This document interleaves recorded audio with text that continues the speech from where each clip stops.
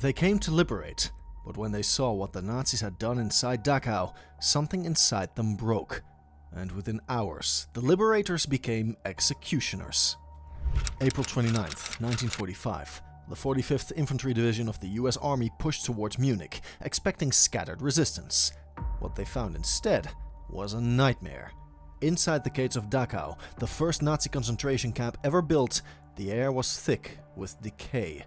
Corpses lay in piles taller than men. Some were stacked like wood, others floated in shallow puddles of rainwater and blood. The soldiers gagged at the smell. Sweet, rotten, unnatural. And then they saw the survivors. Hollow faces, shaved heads, skin stretched over bone. Some whispered, "Americana," with trembling lips. Others just stared, unable to comprehend they were free. Behind the barracks stood a train of 40 boxcars. The doors had been nailed shut. When the soldiers pried them open, they saw hundreds of bodies, prisoners who had suffocated or starved to death on the way to Dachau. The claw marks on the wooden walls told the rest of the story. Not all the camp's guards had fled. Dozens of SS men remained, some pretending to be regular soldiers, others surrendering with raised hands. They were ordered to sit or lie down. At first it was controlled, but as the soldiers walked deeper into the camp, past the ovens, past the showers, and past the train of the dead, the control vanished. One soldier later said, "I didn't see men anymore. I saw animals wearing uniforms." The prisoners, realizing the camp was finally liberated, began to swarm the SS guards. They screamed, spat, and beat them with sticks and stolen rifles. American soldiers tried to pull them back, but rage was spreading like fire. Then came the gunfire. Some guards were marched into a coal yard and lined up against a wall. Others were shot where they stood. No orders were given, none were needed. Witnesses said the men who pulled the triggers were silent. No shouts, no cheers, just the sound of vengeance echoing off the barracks walls. Within an hour, dozens of SS guards were dead, executed by the very men who had come to free their victims. Officers tried to regain control, but it was too late. Justice and revenge had collided, and in the ashes of Dachau, no one could tell them apart. The gunfire began suddenly. No formal command, no warning. Soldiers from the 45th Infantry Division herded a group of captured SS guards into the camp's coal yard. Many of the Americans had just walked through the crematorium, where ovens were still warm, ash and bones scattered on the floor. They had seen the corpses on the train, the dying in the barracks, and now they faced the men responsible. Lieutenant Jack Bushyhead, a Native American officer from Oklahoma, ordered the prisoners to line up against a low wall. Witnesses say his men were shaking with anger. One opened fire with a machine gun. Others followed. In seconds, more than a dozen SS guards were dead. Nearby, other soldiers dragged additional guards out of hiding spots, cellars, and administrative offices. Some were shot as they tried to run. Others were beaten to death by freed inmates who had armed themselves with clubs, pipes, and shovels. The chaos spread across the camp. Survivors poured into the open, many still wearing striped uniforms, their faces gaunt and skeletal. They shouted in Polish, Russian, French, Hebrew, words the Americans didn't understand, but their rage was unmistakable. Some prisoners ripped SS insignia from uniforms. Others clawed at the faces of their former tormentors. One soldier recalled, "The prisoners were like a storm. You couldn't stop them. You couldn't even tell who was killing whom." American officers tried to restore order. Lieutenant Colonel Felix Sparks, commander of the 3rd Battalion, ran into the coal yard and fired his pistol in the air, shouting for his men to stop shooting. "That's enough!" he yelled. Slowly, the gunfire died down. When he inspected the scene, dozens of bodies lay twisted in the dust. Sparks ordered the killings to stop, but by then at least 30 to 50 SS guards had already been executed across the camp. To outsiders, the scene would have looked like chaos, but for those inside Dachau that day, it felt like the eruption of something inevitable. The soldiers had seen too much.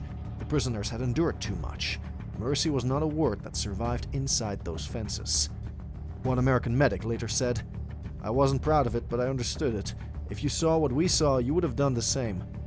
Even those who tried to stop the killings didn't condemn the men who pulled the triggers. To them, this wasn't murder, it was justice delivered without delay. By nightfall, the killings stopped. The surviving SS were marched out, their hands raised, faces pale. The camp itself had gone eerily quiet. The smell of gunpowder lingered over the same ground where thousands had died in gas, starvation, and disease. For the Americans, the war would end within days, but for those who witnessed Dachau's liberation, it was not victory they remembered. It was the sound of gunfire echoing over the graves of the innocent.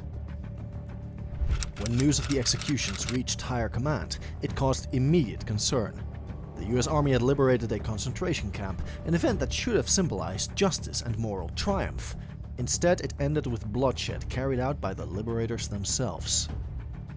Reports from officers described dozens of SS guards dead, some lined up and shot, others executed in small groups. Bodies lay where they fell, uniforms torn apart by bullets and fists. The sight of American soldiers standing over their enemies' corpses was a jarring contradiction to the image of disciplined liberators. But for the men who had been there, the horror of Dachau itself drowned out any sense of wrongdoing. One GI later said, "We didn't come to make arrests, we came to stop the killing, and when we saw what they had done, we stopped being soldiers for a moment. We were human." An internal investigation was quickly ordered. Officers interviewed witnesses, gathered statements, and tried to determine who had fired the first shot.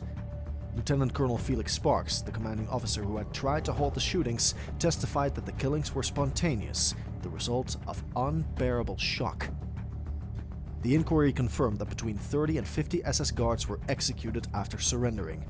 Yet when the findings reached General George S. Patton, who oversaw the region, he dismissed the case. Patton called it a closed matter, refusing to punish any of the soldiers involved. Unofficially, most in command understood why. No court-martial could erase what the soldiers had seen. No trial could have restored the moral balance of what Dachau represented. Historians still debate whether the executions at Dachau were crimes or an inevitable reaction to overwhelming evil.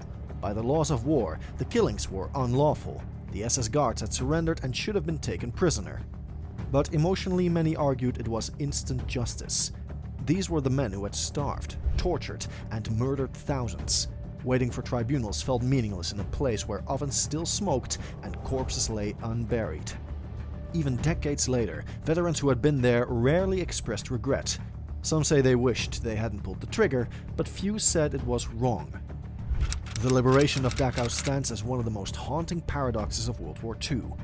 The Americans ended one of humanity's darkest chapters, and yet, for a few hours, they became part of the darkness themselves. The official records called it the Dachau Incident. Survivors call it justice. Historians still call it a tragedy within a tragedy, the moment when rage eclipsed restraint and vengeance became indistinguishable from righteousness. In the end, Dachau's gates opened not just to reveal what the Nazis had done, but what war itself can do to the human soul. What are your thoughts on this? Let us know in the comments below. If you liked this video, don't forget to like and subscribe.